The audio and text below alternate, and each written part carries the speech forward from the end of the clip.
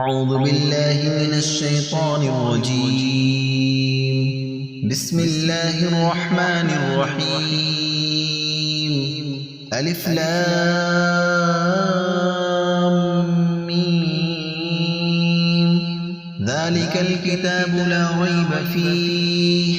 هدى للمتقين الذين يؤمنون بالغيب ويقيمون الصلاة ومما رزقناهم ينفقون والذين يؤمنون بما أنزل إليك وما أنزل من قبلك وبالآخرة هم يوقنون أولئك على هدى من ربهم وأولئك هم المفلحون. إن الذين كفروا سواء عليهم أأنذرتهم أم لم تنذرهم لا يؤمنون. ختم الله على قلوبهم وعلى سمعهم وعلى أبصارهم غشاوة ولهم عذاب عظيم. ومن الناس من يقول آمنا بالله وباليوم الآخر وما هم بمؤمنين يخادعون الله والذين آمنوا وما يخدعون إلا أنفسهم وما يشعرون. في قلوبهم مرض فزادهم الله مرضا ولهم عذاب أليم بما كانوا يكذبون. وإذا قيل لهم لا تفسدوا في الأرض قالوا إنما نحن مصلحون ألا إنهم هم المفسدون ولكن لا يشعرون. وإذا قيل لهم آمنوا كما آمن الناس قالوا أنؤمن كما آمن السفهاء ألا إنهم هم السفهاء ولكن لا يعلمون. وإذا لقوا الذين آمنوا قالوا آمنا وإذا خلوا إلى شياطينهم قالوا إنا معكم إنما نحن مستهزئون. الله يستهزئ بهم ويمدهم في طغيانهم يعمهون. أولئك الذين اشتروا الضلالة بالهدى فما ربحت تجارتهم وما كانوا مهتدين. مثلهم كمثل الذي استوقد نارا فلما أضاءت ما حوله ذهب الله بنورهم وتركهم في ظلمات لا يبصرون. ثم بكم عمي فهم لا يرجعون. أو كصيب من السماء فيه ظلمات ورعد وبرق يجعلون أصابعهم في آذانهم من الصواعق حذر الموت والله محيط بالكافرين. يكاد البرق يخطف أبصارهم كلما أضاء لهم مشوا فيه وإذا أظلم عليهم قاموا ولو شاء الله لذهب بسمعهم وأبصارهم إن الله على كل شيء قدير. يا أيها الناس اعبدوا ربكم الذي خلقكم والذين من قبلكم لعلكم تتقون. الذي جعل لكم الأرض فراشا والسماء بناء وأنزل من السماء ماء فأخرج به من الثمرات رزقا لكم فلا تجعلوا لله أندادا وأنتم تعلمون. وإن كنتم في ريب مما نزلنا على عبدنا فأتوا بسورة من مثله وادعوا شهداءكم من دون الله إن كنتم صادقين.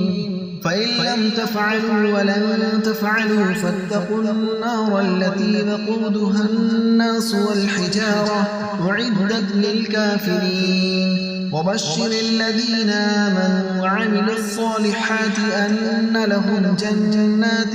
تجري من تحتها الأنهار كلما رزقوا منها من ثمرة رزقا قالوا هذا الذي رزقنا من قبل وأتوا به متشابها ولهم فيها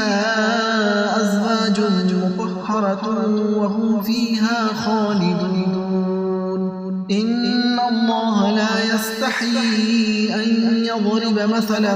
ما بعوضة فما فوقها فأما الذين آمنوا فيعلمون أنه الحق من ربهم وأما الذين كفروا فيقولون ماذا أراد الله بهذا مثلا يضل به كثيرا ويهدي به كثيرا وما يضل به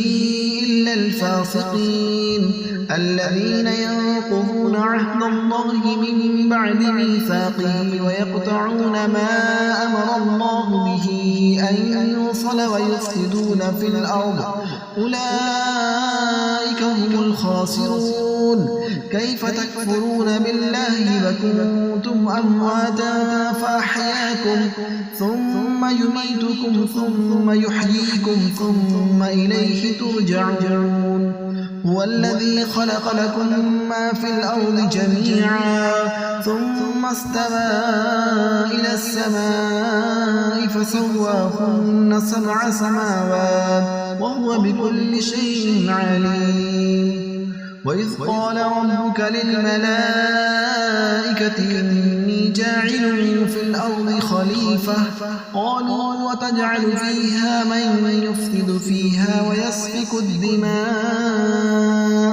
ونحن نسبح بحمدك ونقدس لك قال إني أعلم ما لا تعلمون وعلم آدم الأسماء كلها ثم عرضهم على الملائكة فقال أنبئوني بأسماء هؤلاء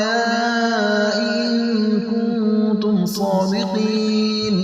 قالوا سبحانك لا علم لنا إلا ما علمتنا إنك أنت العليم الحكيم قال يا آدم أنبئهم بأسمائهم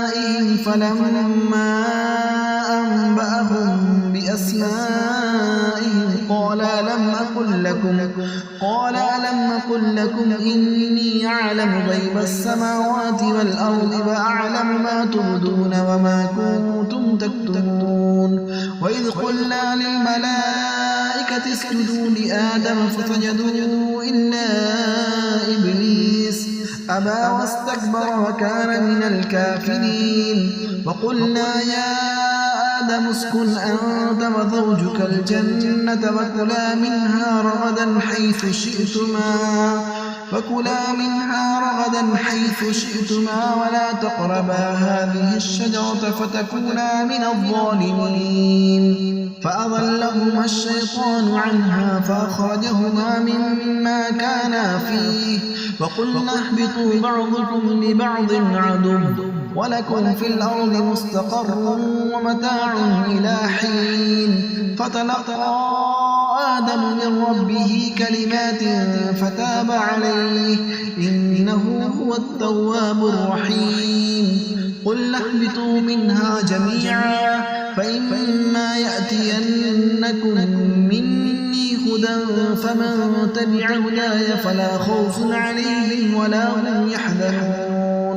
والذين كفروا وكذبوا بآياتنا أولئك أصحاب النار هم فيها خالدون يا بني إسرائيل اذكروا نعمتي التي أنعمت عليكم وأوفوا بعهدي أوف بعهدكم وإياي فارهبون وآمنوا بما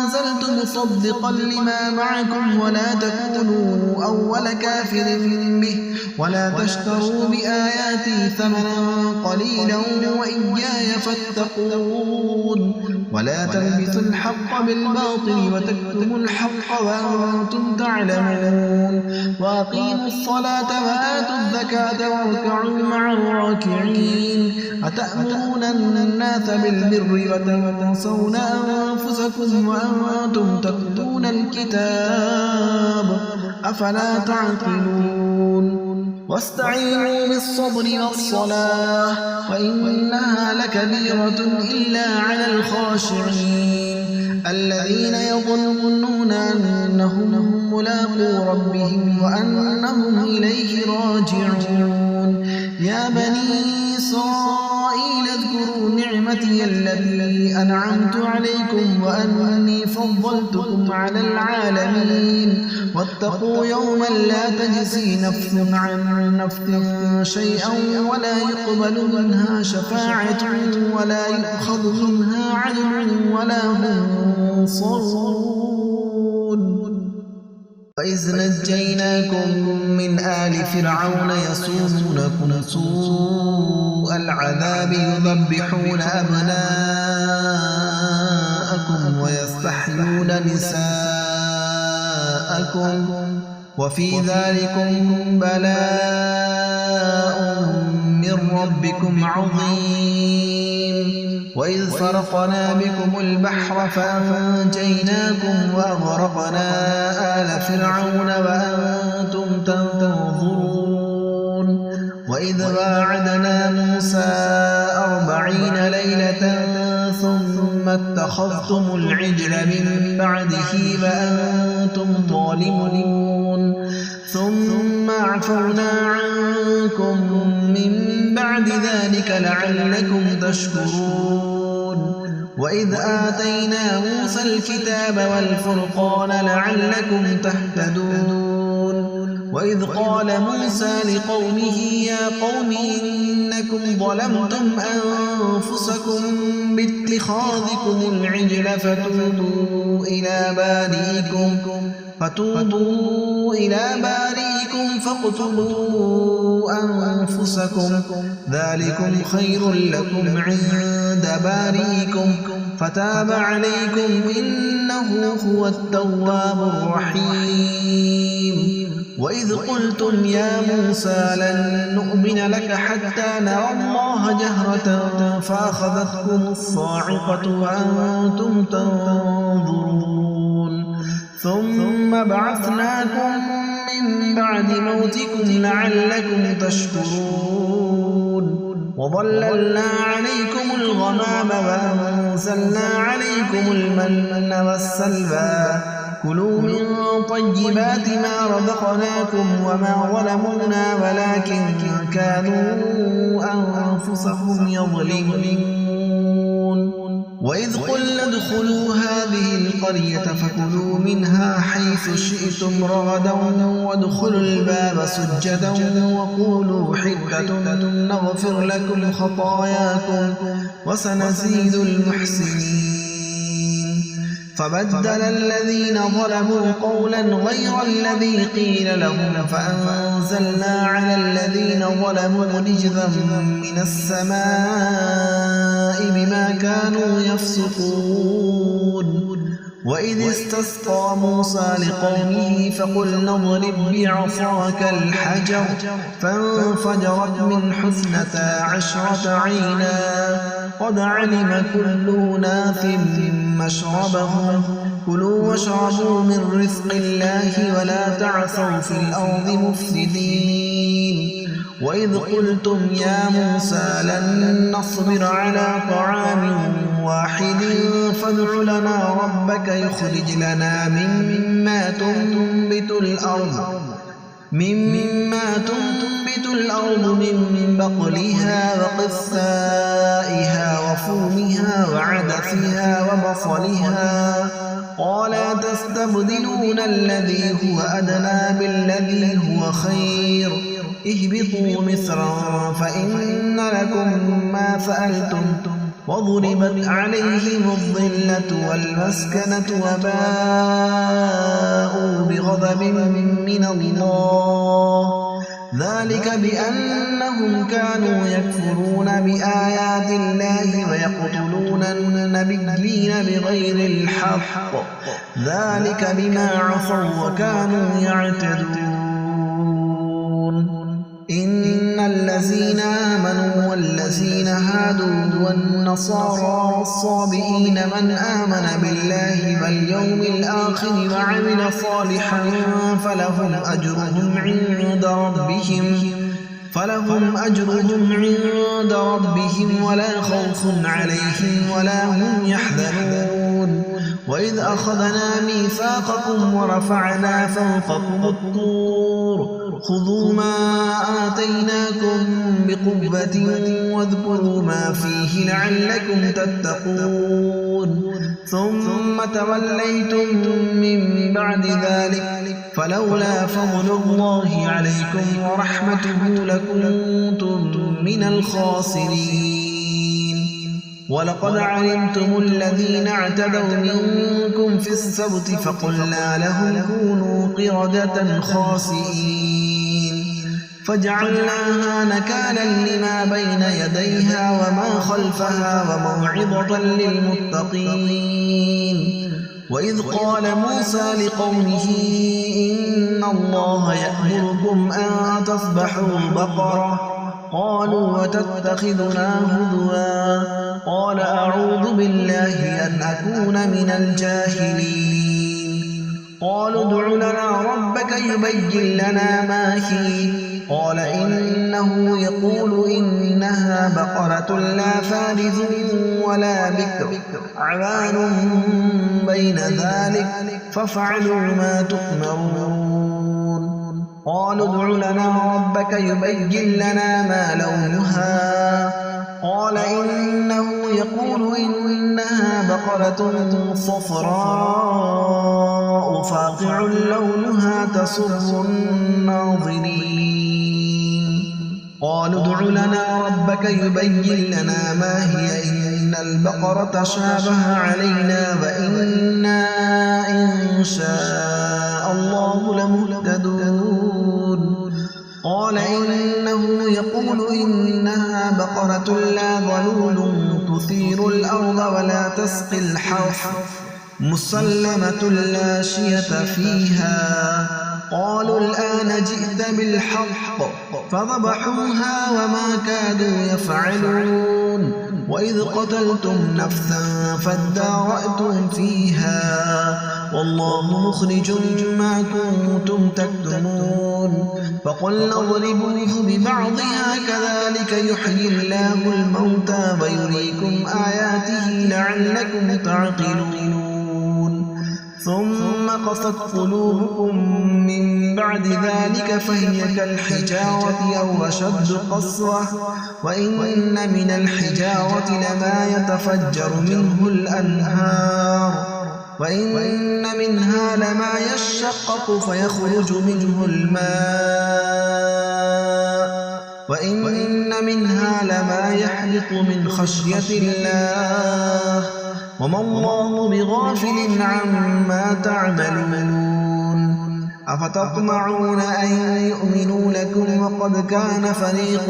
منهم يسمعون كلام الله ثم يحرفونه من بعد ما قالوه وهم يعلمون وإذا لقوا الذين آمنوا قالوا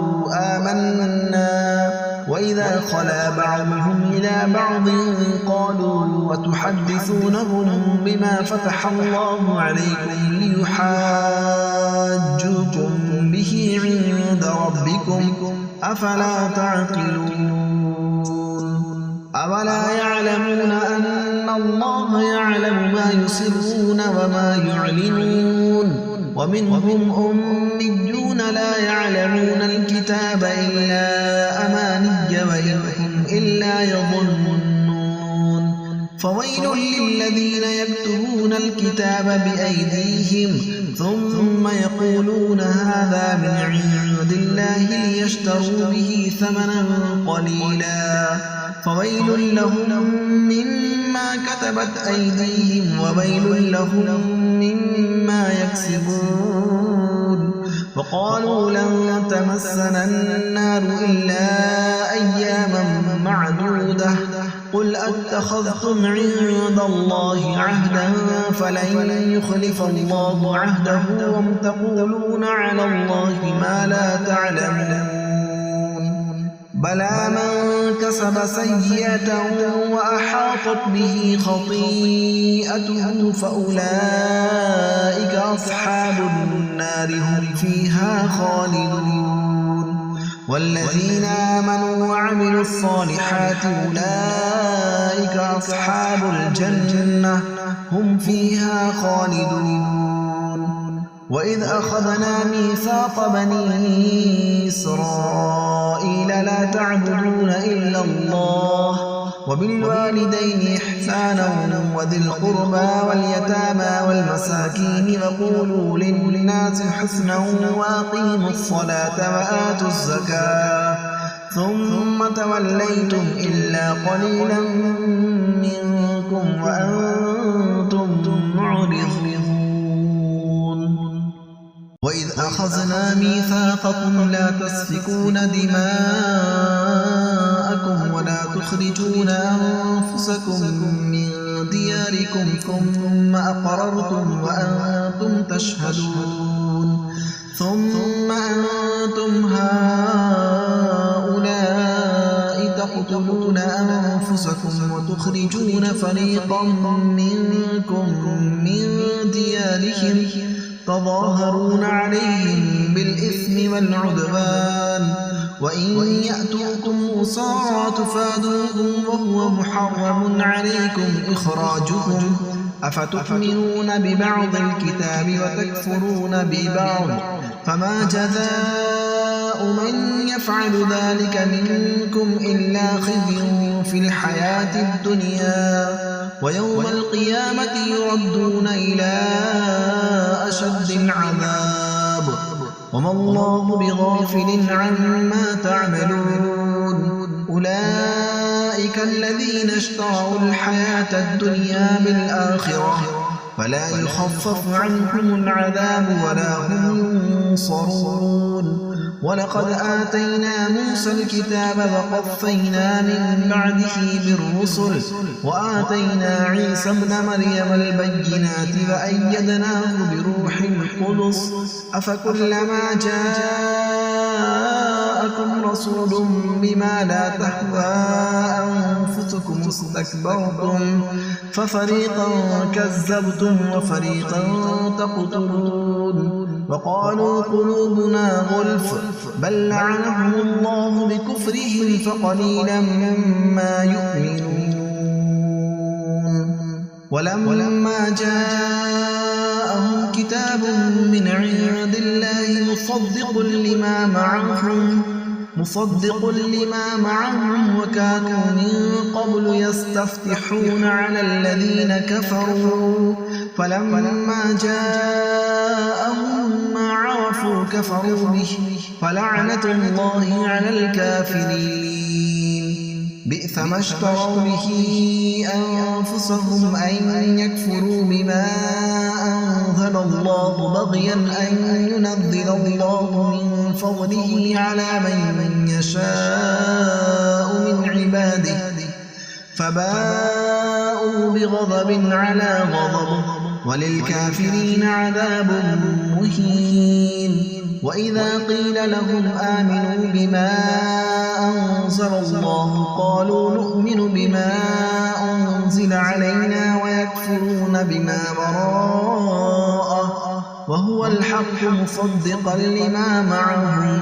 قل فلم تقتلون أنبياء الله من قبل إن كنتم مؤمنين. ولقد جاءكم موسى بالبينات ثم اتخذتم العجل من بعده وأنتم ظالمون. وإذ أخذنا ميثاقكم ورفعنا فوقكم الطور خذوا ما آتيناكم بقوة واسمعوا قالوا سمعنا وعصينا فأشربوا في قلوبهم العجل بكفرهم قل بئس ما يأمركم به إيمانكم إن كنتم مؤمنين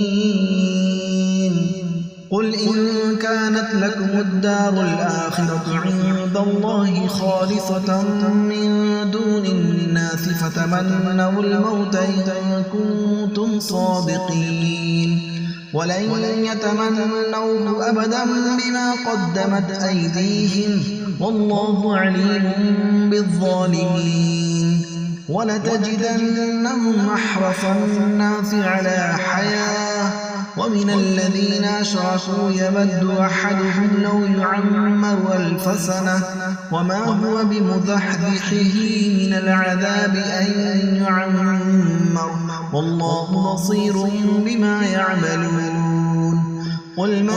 كان عدوا لجبريل فإنه نزله على قلبك بإذن الله مصدقا لما بين يديه وهدى وبشرى للمؤمنين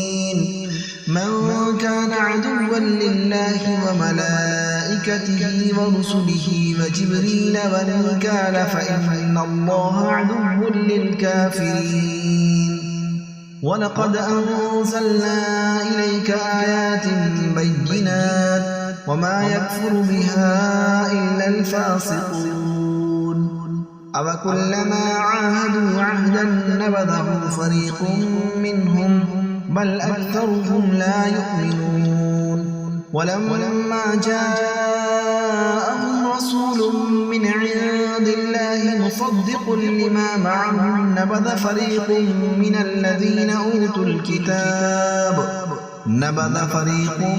الذين أوتوا الكتاب كتاب الله وراء ظهورهم كأنهم لا يعلمون واتبعوا ما تتلو الشياطين على ملك سليمان وما كفر سليمان ولكن الشياطين كفروا يعلمون الناس السحر وما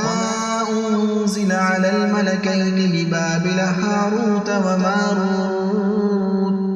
وما يعلمان من أحد حتى يقولا إنما نحن فتنة فلا تكفر ويتعلمون منهما ما يفرقون به بين المرء وزوجه وما هم بضارين به من أحد إلا بإذن الله ويتعلمون ما يضرهم ولا ينفعهم ولقد علموا لمن اشتراه ما له في الآخرة من خلاق ولبئس ما شروا به أنفسهم لو كانوا يعلمون ولو أنهم آمنوا واتقوا لمثوبة من عند الله خير لو كانوا يعلمون يا أيها الذين آمنوا لا تقولوا راعنا وقولوا انظرنا واسمعوا وللكافرين عذاب أليم ما يود الذين كفروا من أهل الكتاب ولا المشركين أن ينزل عليكم من خير من ربكم والله يختص برحمته من يشاء والله ذو الفضل العظيم ما ننسخ من آية أو ننسها نأتي بخير منها أو مثلها ألم تعلم أن الله على كل شيء قدير ألم تعلم أن الله له ملك السماوات والأرض وما لكم من دون الله من ولي ولا نصير أم تريدون أن تسألوا رسولكم كما سئل موسى من قبل ومن يتبدل الكفر بالإيمان فقد ضل سواء السبيل ود كثير من أهل الكتاب لو يردونكم من بعد إيمانكم كفارا حسدا من عند أنفسهم من بعد ما تبين لهم الحق فاعفوا واصفحوا حتى يأتي الله بأمره إن الله على كل شيء قدير وأقيموا الصلاة وآتوا الزكاة وما تقدموا لأنفسكم من خير تجدوه عند الله إن الله بما تعملون بصير. وقالوا لن يدخل الجنة إلا من كان هودا أو نصارى تلك أمانيهم قل هاتوا برهانكم إن كنتم صادقين بلى من أسلم وجهه لله وهو محسن فله أجره عند ربه ولا خوف عليهم ولا هم يحزنون. وقالت اليهود ليست النصارى على شيء وقالت النصارى ليست اليهود على شيء وهم يتلون الكتاب كذلك قال الذين لا يعلمون مثل قولهم فالله يحكم بينهم يوم القيامة فيما كانوا فيه يختلفون. ومن أظلم ممن منع مساجد الله أن يذكر فيها اسمه وسعى في خرابها أولئك ما كان لهم أن يدخلوها إلا خائفين لهم في الدنيا خزي ولهم في الآخرة عذاب عظيم. ولله المشرق والمغرب فأينما تولوا فثم وجه الله إن الله واسع عليم. وقالوا اتخذ الله ولدا سبحانه بل له ما في السماوات والأرض كل له قانتون بديع السماوات والأرض وإذا قضى أمرا فإنما يقول له كن فيكون. وقال الذين لا يعلمون لولا يكلمنا الله أو تأتينا آية كذلك قال الذين من قبلهم مثل قولهم تشابهت قلوبهم قد بينا الآيات لقوم يوقنون. إنا أرسلناك بالحق بشيرا ونذيرا ولا تسأل عن أصحاب الجحيم. ولن ترضى عنك اليهود ولا النصارى حتى تتبع ملتهم قل إن هدى الله هو الهدى ولئن اتبعت أهواءهم بعد الذي جاءك من العلم ما لك من الله من ولي ولا نصير. الذين آتيناهم الكتاب يتلونه حق تلاوته أولئك يؤمنون به ومن يكفر به فأولئك هم الخاسرون. يا بني إسرائيل اذكروا نعمتي التي أنعمت عليكم وأني فضلتكم على العالمين. واتقوا يوما لا تجزي نفس عن نفس شيئا ولا يقبل منها عدل ولا تنفعها شفاعة ولا هم ينصرون. وإذ ابتلى إبراهيم ربه بكلمات فأتمهن قال إني جاعلك للناس إماما قال ومن ذريتي قال لا ينال عهد الظالمين. وإذ جعلنا البيت مثابة للناس وأمنا واتخذوا من مقام إبراهيم مصلى وعهدنا إلى إبراهيم وإسماعيل أن طهرا بيتي للطائفين والعاكفين والركع السجود. وإذ قال إبراهيم رب اجعل هذا بلدا آمنا وارزق أهله من الثمرات من آمن منهم بالله واليوم الآخر قال ومن كفر فأمتعه قليلا ثم أضطره إلى عذاب النار وبئس المصير.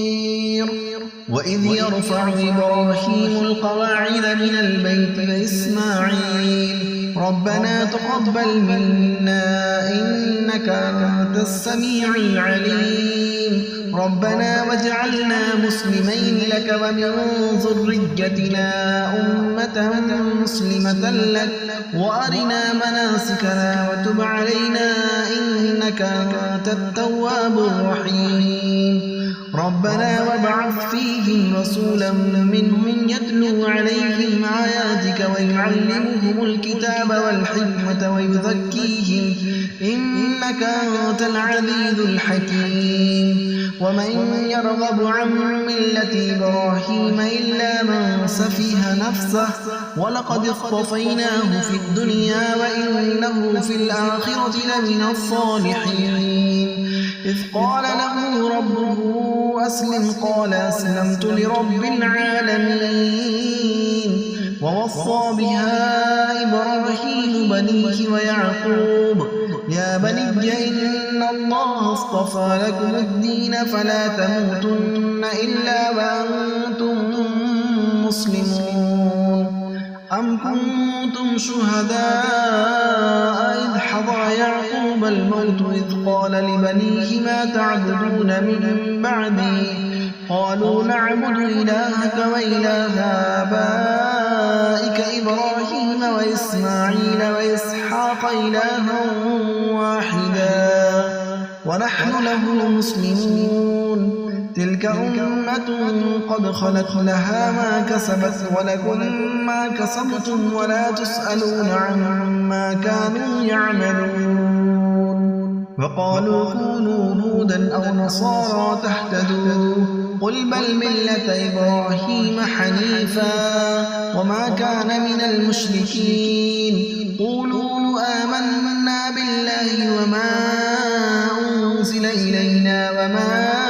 أنزل إلى إبراهيم وإسماعيل وإسحاق ويعقوب والأسباط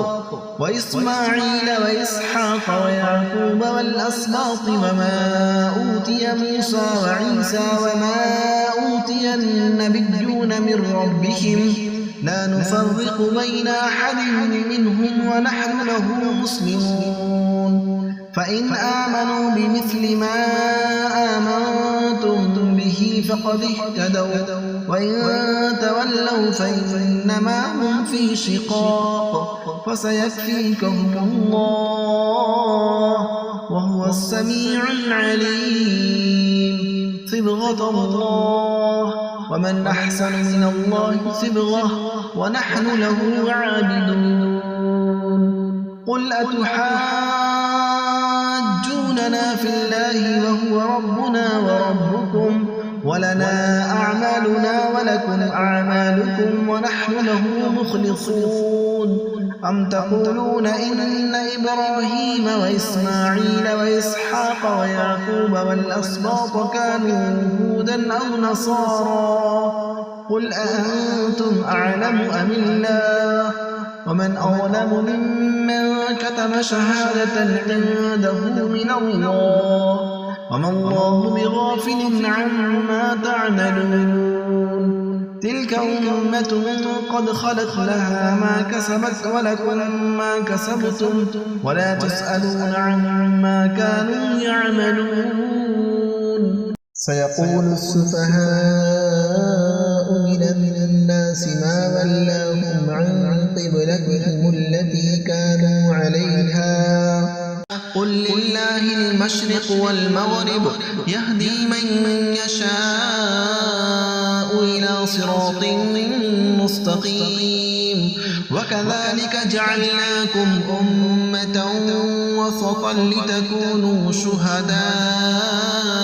على الناس ويكون الرسول عليكم شهيدا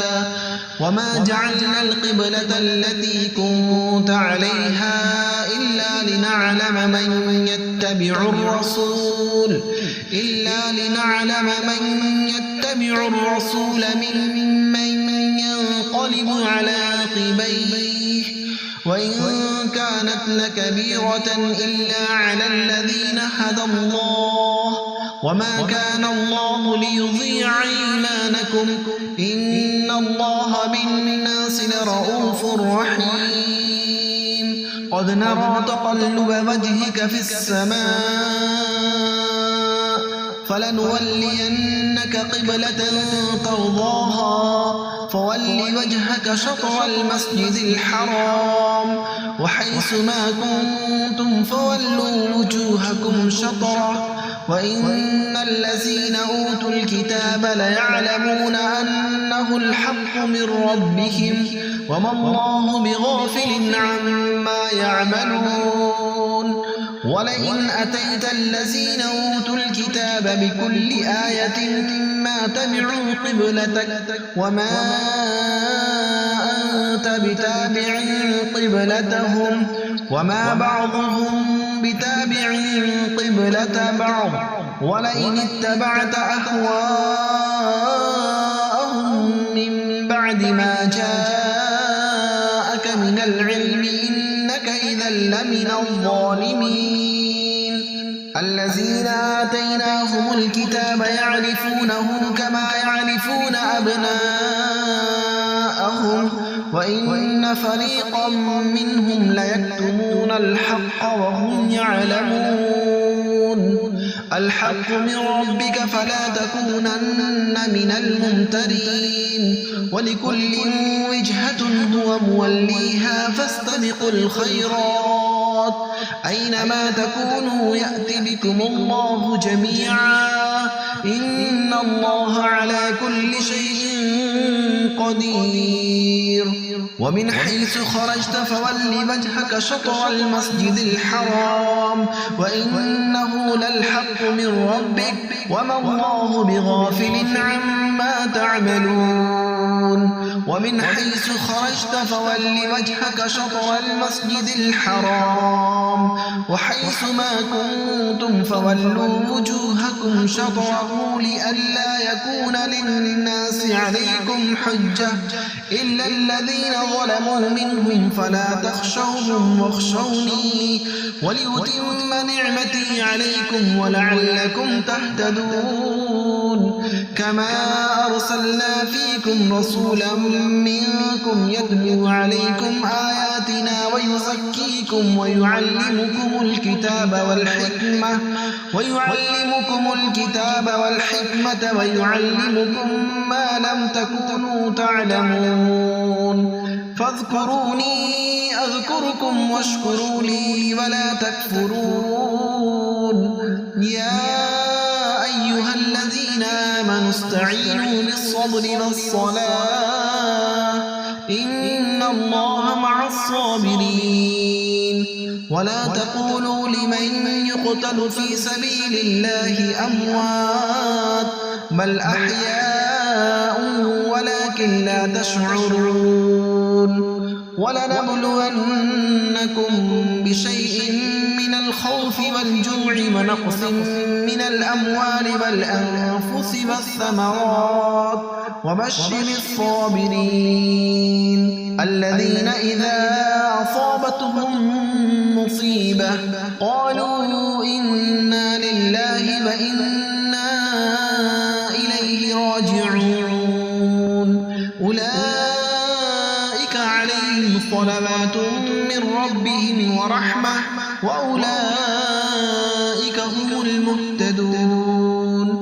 إن الصفا والمروة من شعائر الله فمن حج البيت باعتمر فلا جناح عليه أن يطوف بهما ومن تطوع خيرا فإن الله شاكر عليم إن الذين يكتمون ما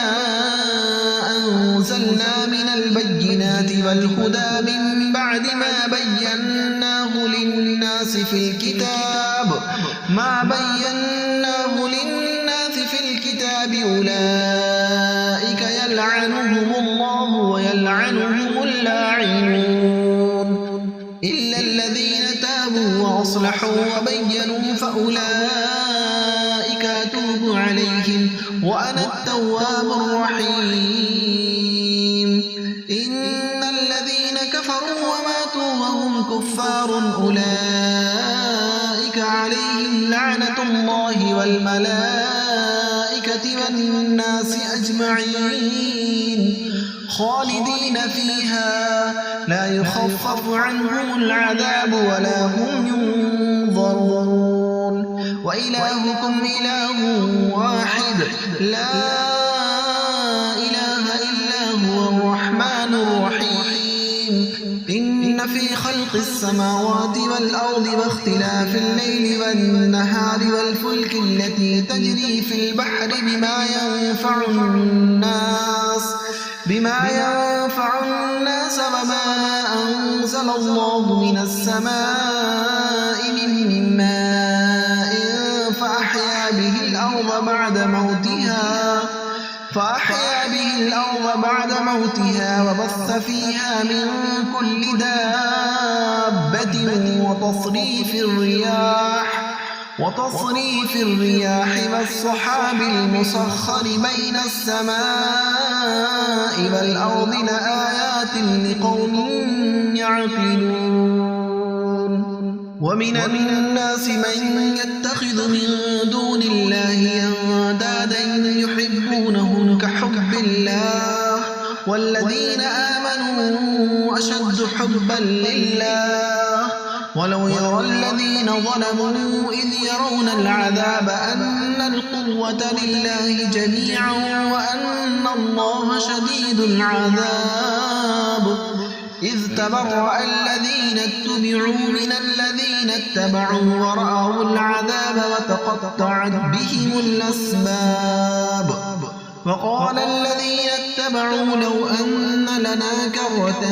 فنتبرأ منهم كما تبرأوا منا كذلك يريهم الله أعمالهم حسرات عليهم وما هم بخارجين من النار يا أيها الناس كلوا مما في الأرض حلالا طيبا ولا تتبعوا خطوات الشيطان إنه لكم عدو مبين إنما يأمركم بالسوء والفحشاء وأن تقولوا على الله ما لا تعلمون وإذا قيل لهم اتبعوا ما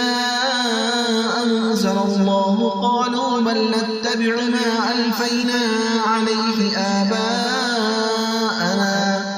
أولو كان آباؤهم لا يعقلون شيئا ولا يهتدون ومثل الذين كفروا كمثل الذي ينعق بما لا يسمع إلا دعاء ونداء ثم بكم عمي فهم لا يعقلون يا أيها الذين آمنوا كلوا من طيبات ما رزقناكم واشكروا لله إن كنتم إياه تعبدون إنما حرم عليكم الميتة والدم ولحم الخنزير وما أهل به لغير الله فمن اضطر غير باغ ولا عاد فلا إثم عليه إن الله غفور رحيم إن الذين يكتمون ما أنزل الله من الكتاب ويشترون به ثمنا قليلا أولئك ما يأكلون في بطونهم إلا النار ولا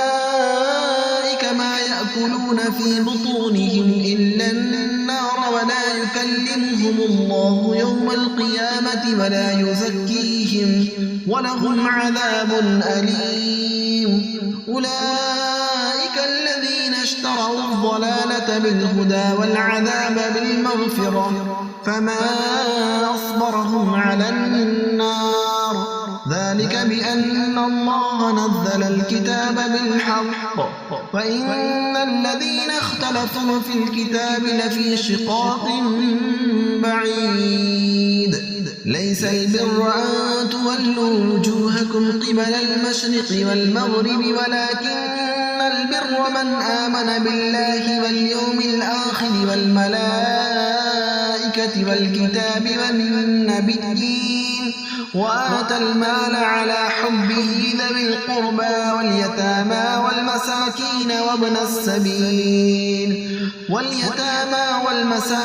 وابن السبيل والسائلين وفي الرقاب وأقام الصلاة وآتى الزكاة والموفون بعهدهم إذا عاهدوا والصابرين في البأساء والضراء وحين البأس أولئك الذين صدقوا وأولئك هم المتقون. يا أيها الذين آمنوا كتب عليكم القصاص في القتلى الحر بالحر والعبد بالعبد والأنثى بالأنثى فمن عفي له من أخيه شيء فاتباع بالمعروف وأداء إليه بإحسان ذلك تخفيف من ربكم ورحمة فمن اعتدى بعد ذلك فله عذاب أليم. ولكم في القصاص حياة يا أولي الألباب لعلكم تتقون. كتب عليكم إذا حضر أحدكم الموت إن ترك خيرا الوصية للوالدين والأقربين بالمعروف حقا على المتقين فمن بدله بعدما سمعه فإنما إثمه على الذين يبدلونه إن الله سميع عليم. فمن خاف من موص جنفا أو إثما فأصلح بينهم فلا إثم عليه إن الله غفور رحيم. يا أيها الذين آمنوا كتب عليكم الصيام كما كتب على الذين من قبلكم لعلكم تتقون أياما معدودات فمن كان منكم مريضا أو على سفر فعدة من أيام أخر وعلى الذين يطيقونه فدية طعام مسكين فمن تطوع خيرا فهو خير له وأن تصوموا خير لكم إن كنتم تعلمون. شهر رمضان الذي أنزل فيه القرآن هدى للناس وبينات من الهدى والفرقان فمن شهد منكم الشهر فليصم ومن كان مريضا أو على سفر فعدة من أيام أخر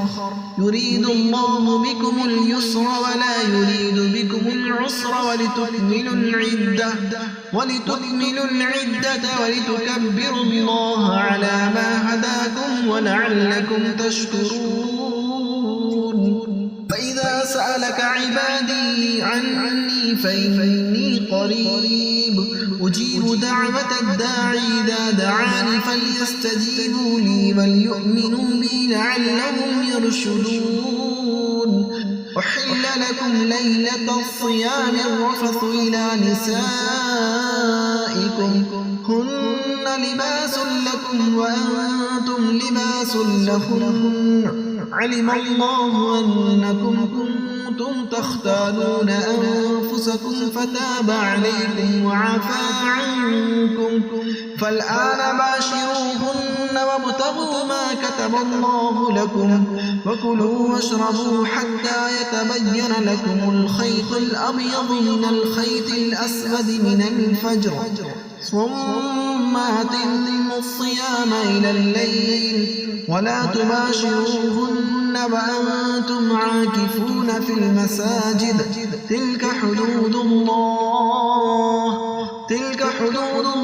فلا تقربوها كذلك يبين الله آياته للناس لعلهم يتقون. ولا تأكلوا أموالكم بينكم بالباطل وتدلوا بها إلى الحكام لتأكلوا فريقا من أموال الناس فريقا من أموال الناس بالإثم وأنتم تعلمون يسألونك عن الأهلة قل هي مواقيت للناس والحج وليس البر بأن تأتوا البيوت من ظهورها ولكن البر من اتقى وأتوا البيوت من أبوابها واتقوا الله لعلكم تفلحون وقاتلوا في سبيل الله الذين يقاتلونكم ولا تعتدوا إن الله لا يحب المعتدين واقتلوهم حيث ثقفتموهم وأخرجوهم من حيث أخرجوكم والفتنة أشد من القتل ولا تقاتلوهم عند المسجد الحرام حتى يقاتلوكم فيه فإن قاتلوكم فاقتلوهم كذلك جزاء الكافرين فإن انتهوا فإن الله غفور رحيم وقاتلوهم حتى لا تكون فتنة ويكون الدين لله فإن انتهوا فلا عدوان إلا على الظالمين الشهر الحرام بالشهر الحرام والحرمات قصاص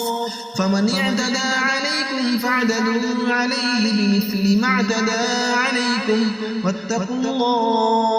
واتقوا الله واعلموا أن الله مع المتقين وأنفقوا في سبيل الله ولا تلقوا بأيديكم إلى التهلكة وأحسنوا إن الله يحب المحسنين وأتموا الحج والعمرة لله فإن أحصرتم فما استيسر من الهدي ولا تحلقوا رؤوسكم حتى يبلغ الهدي محله فمن كان منكم مريضا أو به أذى من رأسه ففدية من صيام أو صدقة أو نسك فإذا أمنتم فمن تمتع بالعمرة إلى الحج فما استيسر من الهدي فمن لم يجد فصيام 3 أيام في الحج و7 إذا رجعتم تلك 10 كاملة ذلك لمن لم يكن أهله حاضر المسجد الحرام واتقوا الله واعلموا أن الله شديد العقاب الحج أشهر معلومات فمن فرض فيهن الحج فلا رفث ولا فسوق ولا جدال في الحج وما تفعلوا من خير يعلمه الله وتزودوا فإن خير الزاد التقوى واتقون يا أولي الألباب ليس عليكم جناح أن تبتغوا فضلا من ربكم فإذا أفضتم من عرفات فاذكروا الله عند المشعر الحرام واذكروه كما هداكم وإن كنتم من قبله لمن الضالين ثم أفيضوا من حيث أفاض الناس واستغفروا الله إن الله غفور رحيم فإذا قضيتم مناسككم فاذكروا الله كذكركم آباءكم أو أشد ذكرا فمن الناس من يقول ربنا آتنا في الدنيا وما له في الآخرة من خلاق ومنهم من يقول ربنا آتنا في الدنيا حسنة وفي الآخرة حسنة وقنا عذاب النار أولئك لهم نصيب مما كسبوا والله سريع الحساب واذكروا الله في أيام معدودات فمن تعجل في يومين فلا إثم عليه ومن تأخر فلا إثم عليه لمن اتقى واتقوا الله واعلموا أنكم إليه تحشرون ومن الناس من يعجبك قوله في الحياة الدنيا ويشهد الله على ما في قلبه وهو ألد الخصام وإذا تولى سعى في الأرض ليفسد فيها ويهلك الحرث والنسل والله لا يحب الفساد وإذا قيل له اتق الله أخذته العزة بالإثم فحسبه جهنم ولبئس المهاد ومن الناس من يشري نفسه ابتغاء مرضات الله والله رؤوف بالعباد يا أيها الذين آمنوا ادخلوا في السلم كافة ولا تتبعوا خطوات الشيطان إنه لكم عدو مبين فإن ضللتم من بعد ما جاءتكم البينات فاعلموا أن الله عزيز حكيم هل ينظرون إلا أن يأتيهم الله في ظلل من الغمام والملائكة وقضي الأمر وإلى الله ترجع الأمور سل بني إسرائيل كم آتيناهم من آية بينة ومن يبدل نعمة الله من بعد ما جاءته فإن الله شديد العقاب زين للذين كفروا الحياة الدنيا ويسخرون من الذين آمنوا والذين اتقوا فوقهم يوم القيامة والله يرزق من يشاء بغير حساب كان الناس أمة واحدة فبعث الله النبيين مبشرين ومنذرين وأنزل معهم الكتاب بالحق ليحكم بين الناس فيما اختلفوا فيه وما اختلف فيه إلا الذين أوتوه من بعد ما جاءتهم البينات بغيا بينهم فهدى الله الذين آمنوا لما اختلفوا فيه من الحق بإذنه والله يهدي من يشاء إلى صراط مستقيم أم حسبتم أن تدخلوا الجنة ولما يأتكم مثل الذين خلوا من قبلكم مستهم البأساء والضراء وزلزلوا حتى يقول الرسول والذين آمنوا معه متى نصر الله ألا إن نصر الله قريب يسألونك ماذا ينفقون قل ما أنفقتم من خير فللوالدين والأقربين واليتامى والمساكين وابن السبيل وما تفعلوا من خير فإن الله به عليم كتب عليكم القتال وهو كره لكم وعسى أن تكرهوا شيئا وهو خير لكم وعسى أن تحبوا شيئا وهو شر لكم والله يعلم وأنتم لا تعلمون يسألونك عن الشهر الحرام قتال فيه قل قتال فيه كبير وصد عن سبيل الله وكفر به والمسجد الحرام وإخراج أهله منه أكبر عند الله والفتنة أكبر من القتل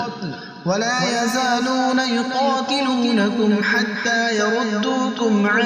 دينكم إن استطاعوا ومن يرتد منكم عن دينه فيمت وهو كافر فأولئك حبطت حبطت أعمالهم في الدنيا والآخرة وأولئك أصحاب النار هم فيها خالدون إن الذين آمنوا والذين هاجروا وجاهدوا في سبيل الله أولئك يرجون رحمة الله والله غفور رحيم يسألونك عن الخمر والميسر قل فيهما إثم كبير ومنافع للناس وإثمهما أكبر من نفعهما ويسألونك ماذا ينفقون قل العفو كذلك يبين الله لكم الآيات لعلكم تتفكرون في الدنيا والآخرة ويسألونك عن اليتامى قل إصلاح لهم خير وإن تخالطوهم فإخوانكم والله يعلم المفسد من المصلح ولو شاء الله لأعنتكم إن الله عزيز حكيم ولا تنكحوا المشركات حتى يؤمنن ولأمة مؤمنة خير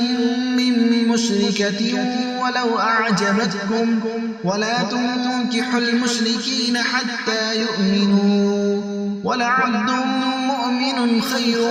من مشرك ولو أعجبكم أولئك يدعون إلى النار والله يدعو إلى الجنة والمغفرة بإذنه ويبين آياته للناس لعلهم يتذكرون ويسألونك عن المحيض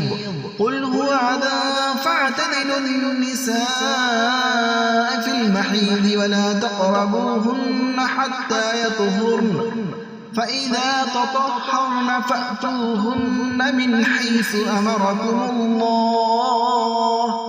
إن الله يحب التوابين ويحب المتطهرين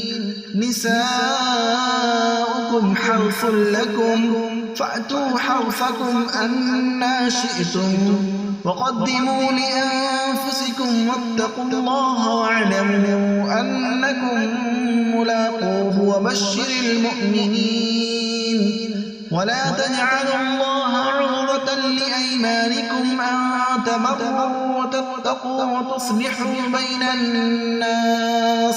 والله سميع عليم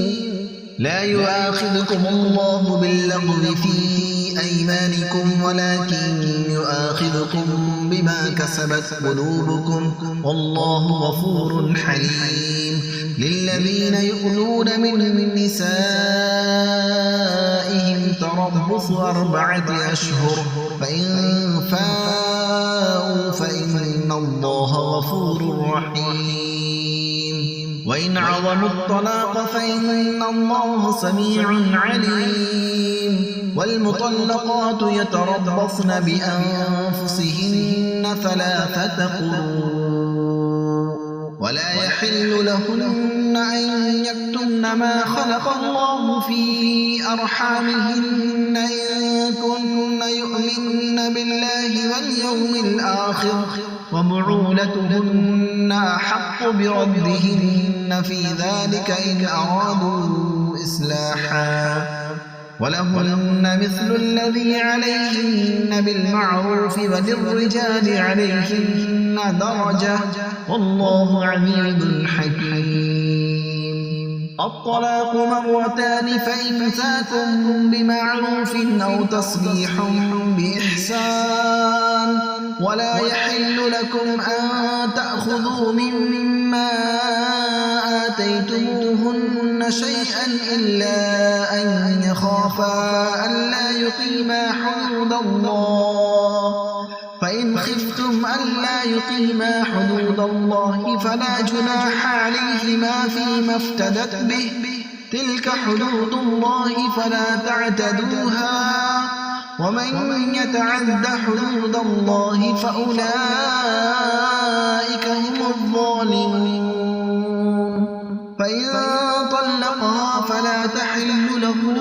بعد حتى تنكح زوجا غيره، فإن طلقها فلا جناح عليهما أن يتراجعا إن ظنا أن يقيما حدود الله، وتلك حدود الله يبينها لقوم يعلمون. وإذا طلقتم النساء فبلغن أجلهن فأمسكوهن بمعروف أو سرحوهن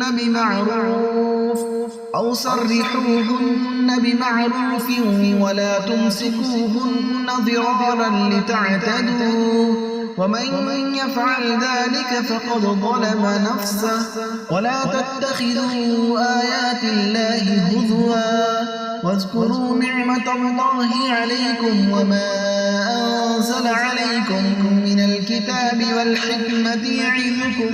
به، واتقوا الله واعلموا أن الله بكل شيء عليم. وإذا طلقتم النساء فبلغن أجلهن فلا تعضلوهن أن ينكحن أزواجهن إذا تراضوا بينهم بالمعروف، ذلك يوعظ به من كان منكم يؤمن بالله واليوم الآخر، ذلكم أزكى لكم وأطهر، والله يعلم وأنتم لا تعلمون. والوالدات يرضعن أولادهن حولين كاملين لمن أراد أن يتم الرضاعة، وعلى المولود له رزقهن وكسوتهن بالمعروف، لا تكلف نفس إلا وسعها، لا تضار والدة بولدها ولا مولود له بولده، وعلى الوارث مثل ذلك، فإن أرادا فصالا عن تراض منهما وتشاور فلا جناح عليهما. وإن أردتم أن تسترضعوا أولادكم فلا جناح عليكم إذا سلمتم ما آتيتم بالمعروف، واتقوا الله واعلموا أن الله بما تعملون بصير. والذين يتوفون منكم ويذرون أزواجا يتربصن بأنفسهن 4 أشهر و10، فإذا بلغن أجلهن فلا جناح عليكم فيما فعلن في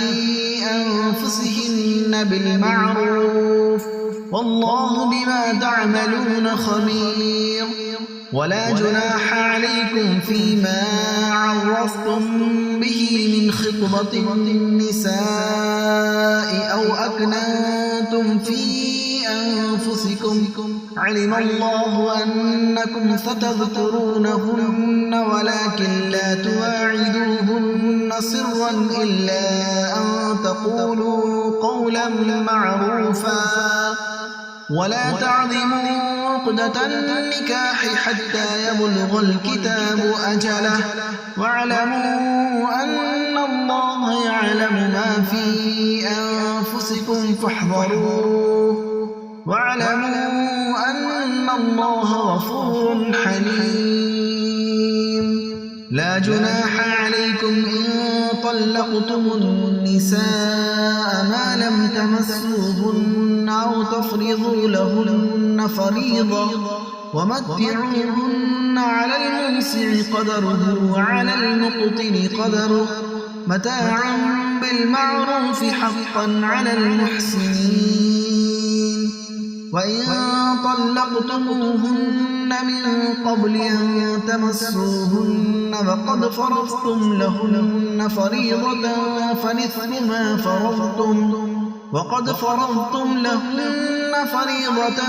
فنصف ما فرضتم إلا أن يعفون أو يعفو الذي بيده عقدة النكاح،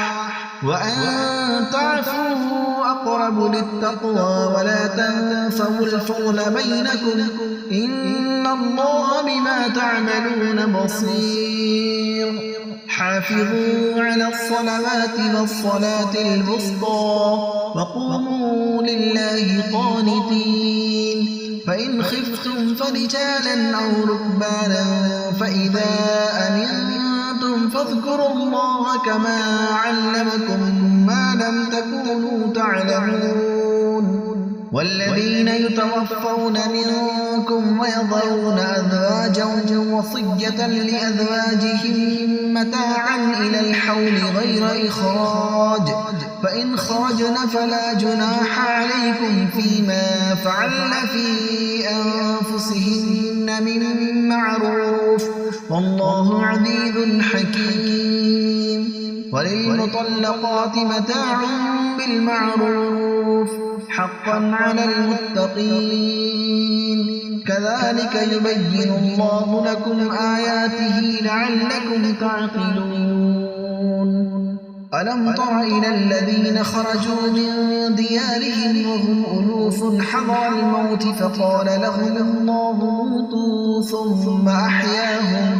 إن الله لذو فضل على الناس ولكن أكثر الناس لا يشكرون وقاتلوا في سبيل الله واعلموا أن الله سميع عليم من ذا الذي يقرض الله قرضا حسنا فيضاعفه له أضعافا كثيرة والله يقبض ويبسط وإليه ترجعون ألم تر إلى الملأ من بني إسرائيل من بعد موسى إذ قالوا لنبي له ابعث لنا ملكا نقاتل في سبيل الله قال هل عصيتم إن كتب عليكم القتال ألا تقاتلوا قالوا وما لنا ألا نقاتل في سبيل الله وقد أخرجنا من ديارنا وأبنائنا فلما كتب عليهم القتال تولوا إلا قليلا منهم والله عليم بالظالمين وقال لهم نبيهم إن الله قد بعث لكم طالوت ملكا قالوا أنى يكون له الملك علينا ونحن أحق بالملك منه ولم يؤت سعة من المال قال إن الله اصطفاه عليكم وزاده بسطة في العلم والجسم والله يؤتي ملكه من يشاء والله واسع عليم وقال لهم نبيهم إن آية ملكه أن يأتيكم التابوت فيه سكينة من ربكم وبقية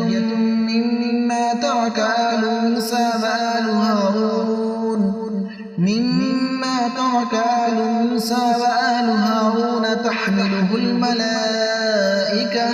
إن في ذلك لآية لكم إن كنتم مؤمنين فلما فصل طالوت بالجنود قال إن الله مبتليكم بنهر فمن شرب منه فليس مني ومن لم يطعمه فإنه مني إلا من اغترف غرفة بيده فشربوا منه إلا قليلا منهم فلما جاوزه هو والذين آمنوا معه قالوا لا طاقة لنا اليوم بجالوت وجنوده قال الذين يظنون أنهم ملاقو الله كم من فئة قليلة غلبت فئة كثيرة بإذن الله والله مع الصابرين ولما برزوا لجالوت وجنوده قالوا ربنا أفرغ علينا صبرا وثبت أقدامنا وانصرنا على القوم الكافرين فهزموهم بإذن الله وقتل داود جالوت وآتاه الله الملك والحكمة وعلمه مما يشاء ولولا دفع الله الناس بعضهم ببعض لفسدت الأرض ولكن الله ذو فضل على العالمين تلك آيات الله نتلوها عليك بالحق وإنك لمن المرسلين تلك الرسل فضلنا بعضهم على بعض منهم من كلم الله ورفع بعضهم درجات وآتينا عيسى ابن مريم البينات وأيدناه بروح القدس ولو شاء الله ما اقتتل الذين من بعدهم من بعد ما جاءتهم البينات ولكن اختلفوا فمنهم من آمن ومنهم من كفر ولو شاء الله ما اقتتلوا ولكن الله يفعل ما يريد يا أيها الذين آمنوا أنفقوا مما رزقناكم من قبل أن يأتي يوم لا بيع فيه ولا خلة ولا شفاعة والكافرون هم الظالمون الله لا إله إلا هو الحي القيوم لا تأخذه سنة ولا نوم له ما في السماوات وما في الأرض من ذا الذي يشفع عنده إلا بإذنه يعلم ما بين أيديهم وما خلفهم ولا يحيطون بشيء من علمه إلا بما شاء وسع كرسيه السماوات والأرض ولا يؤوده حفظهما وهو العلي العظيم لا إكراه في الدين قد تبين الرشد من الغي فمن يكفر بالطاغوت ويؤمن بالله فقد استمسك بالعروة الوثقى لا انفصام لها والله سميع عليم الله ولي الذين آمنوا يخرجهم من الظلمات إلى النور والذين كفروا أولياؤهم الطاغوت يخرجونهم من النور إلى الظلمات أولئك أصحاب النار هم فيها خالدون ألم تر إلى الذي حاج إبراهيم في ربه أن آتاه الله الملك إذ قال إبراهيم ربي الذي يحيي ويميت قال أنا أحيي وأميت قال إبراهيم فإن الله يأتي بالشمس من المشرق فأت بها من المغرب فبهت الذي كفر والله لا يهدي القوم الظالمين أو كالذي مر على قرية وهي خاوية على عروشها قال أنى يحيي هذه الله بعد موتها فأماته الله 100 عام ثم بعثه قال كم لبثت قال لبثت يوما أو بعض يوم قال بل لبثت 100 عام فانظر إلى طعامك وشرابك لم يتسنه وانظر إلى حمارك ولنجعلك آية للناس وانظر إلى العظام كيف ننشدها ثم نكسوها لحما فلما تبين له قال أعلم أن الله على كل شيء قدير وإذ قال إبراهيم رب أرني كيف تحيي الموتى قال أولم تؤمن قال بلى ولكن ليطمئن قلبي قال فخذ 4 من الطير فصرهن إليك ثم اجعل على كل جبل منهن جزءا ثم ادعهن يأتينك سعيا واعلم أن الله عزيز حكيم مثل الذين ينفقون أموالهم في سبيل الله كمثل حبة أنبتت 7 سنابل في كل سنبلة 100 حبة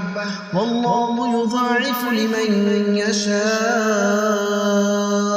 والله واسع عليم الذين ينفقون أموالهم في سبيل الله ثم لا يتبعون ما أنفقوا منا ولا أذى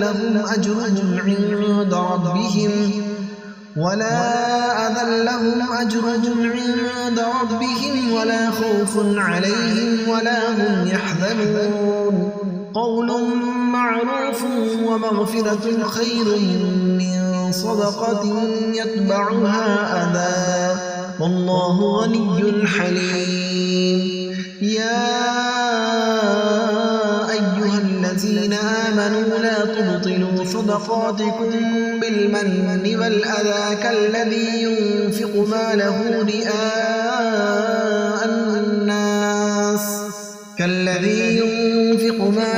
رئاء الناس ولا يؤمن بالله واليوم الآخر فمثله كمثل صفوان عليه تراب فأصابه وابل فتركه صلدا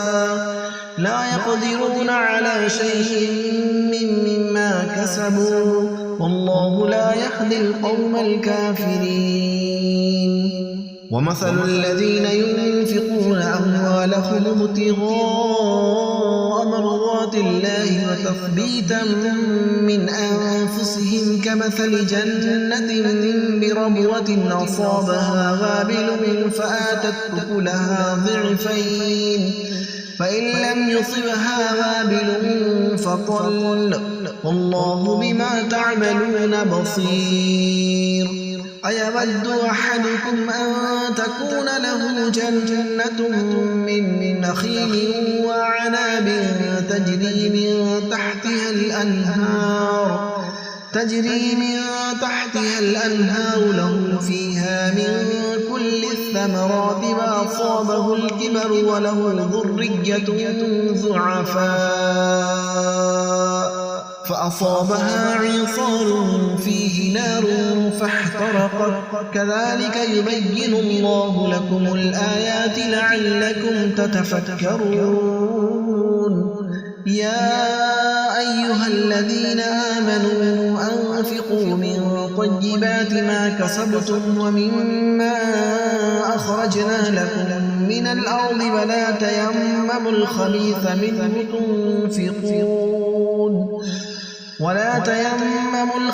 منه تنفقون ولستم بآخذيه إلا أن تغمضوا فيه واعلموا أن الله غني حميد الشيطان يعدكم الفقر ويأمركم بالفحشاء والله يعدكم مغفرة منه وفضلا والله واسع عليم يؤتي الحكمة من يشاء ومن يؤت الحكمة فقد أوتي خيرا كثيرا وما يذكر إلا أولو الألباب وما أنفقتم من نفقة أو نذرتم من نذر فإن الله يعلمه وما للظالمين من أنصار إن تبدوا الصدقات فنعما هي وإن تخفوها وتؤتوها الفقراء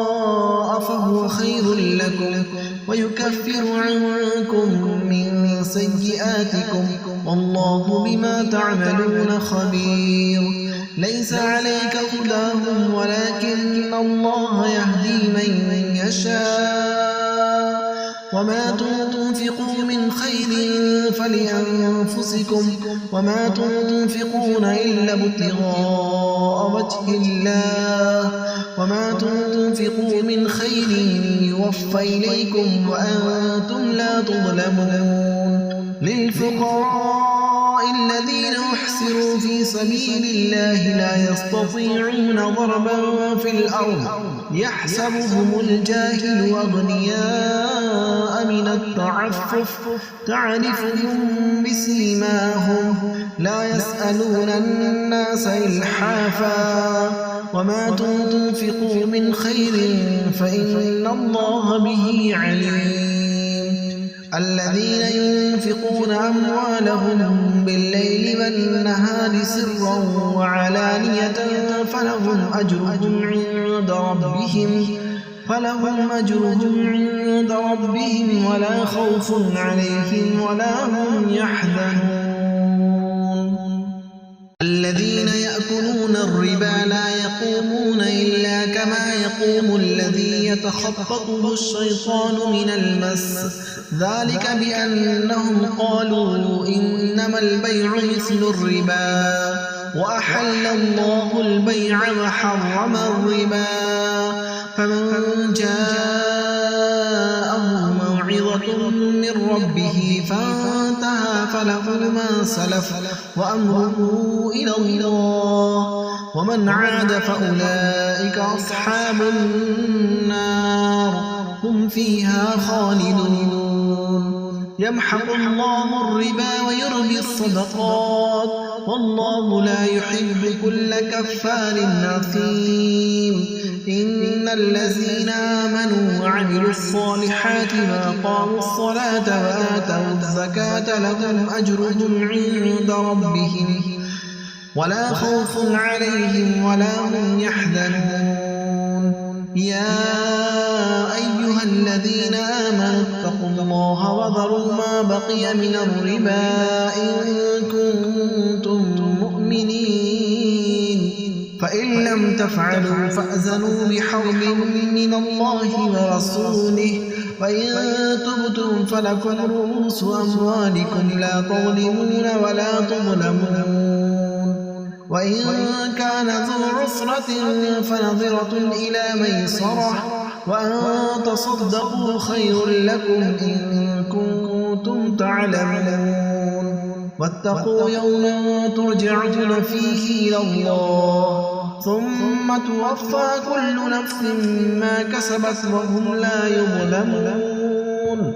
يا أيها الذين آمنوا إذا تداينتم بدين إلى أجل مسمى فاكتبوه وليكتب بينكم كاتب بالعدل ولا يأب كاتب أن يكتب كما علمه الله فليكتب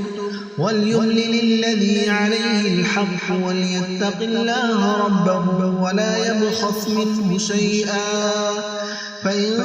كان الذي عليه الحق سفيها أو ضعيفا أو لا يستطيع أن يمله فليملل وليه بالعدل واستشهدوا شهيدين من رجالكم فإن لم يكونا رجلين فرجل وامرأتان ممن ترضون من الشهداء أن تضل إحداهما فتذكر إحداهما الأخرى ولا يأبى الشهداء إذا ما دعوا ولا تسأموا أن تكتبوه صغيرا أو كبيرا إلى أجله ذلكم أقسط عند الله وأقوم للشهادة وأدنى ألا ترتابوا إلا أن تكون تجارة حاضرة تديرونها بينكم فليس عليكم جناح ألا تكتبوها وأشهدوا إذا تبايعتم ولا يضار كاتب ولا شهيد وإن تفعلوا فإنه لعله فسوق بكم واتقوا الله ويعلمكم الله والله بكل شيء عليم. وإن كنتم على سفر ولم تجدوا كاتبا فرهان مقبوضة فإن أمن بعضكم بعضا فليؤد الذي اؤتمن أمانته وليتق الله ربه ولا تكتموا الشهادة ومن يكتمها فإنه آثم قلبه والله بما تعملون عليم. لله ما في السماوات وما في الأرض وإن تبدوا ما في أنفسكم أو تخفوه يحاسبكم به الله ويغفر لمن يشاء ويعذب من يشاء والله على كل شيء قدير. آمن الرسول بما أنزل إليه من ربه والمؤمنون كل آمن بالله وملائكته وكتبه ورسله لا نفرق بين أحد من رسله وقالوا سمعنا وأطعنا غفرانك ربنا وإليك المصير. لا يكلف الله نفسا إلا وسعها لها ما كسبت وعليها ما اكتسبت ربنا لا تؤاخذنا إن نسينا